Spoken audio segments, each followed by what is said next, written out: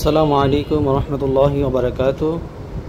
সম্মানিত দেশবাসী ও প্রবাস থেকে যেখান থেকে আমার এই ভিডিওটি দেখছেন, সময়কাল চ্যানেলে সকলে চ্যানেলটিকে সাবস্ক্রাইব করে দেবেন, যাতে করে নতুন নতুন ভিডিও দেখতে সহযোগিতা হয় আপনাদের কাছে আপনাদের একটি নতুন তথ্য তুলে ধরব যে এখান থেকে প্রায় 14 জনকে জীবিত উদ্ধার করা হয়েছে, যা অগ্নিকাণ্ড মাধ্যমে অনেক মানুষের প্রাণহানি হয়েছে। এখান থেকে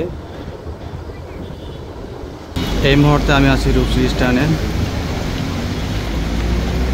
গতকাল রাত্রে এই ফ্যাক্টরিতে আগুন লেগে হাজারো মানুষের প্রাণ চলে যায়।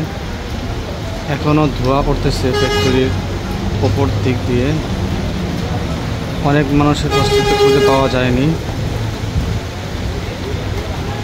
এরকম পরিস্থিতিতে কত মানুষের প্রাণ চলে গেছে। এই মুহূর্তে আমি যে স্থানটিকে দাঁড়িয়ে ভিডিও করতেছি, এই স্থানটি হচ্ছে রূপগঞ্জ রূপসী স্টান। মুক্তিযোদ্ধা একটি পিস্তল রাখা আছে, আর ওপর দিকে দেখতে পাচ্ছেন যে ফ্যাক্টরি থেকে এখনও আগুন দাউ দাউ করে ধোঁয়া উঠতেছে।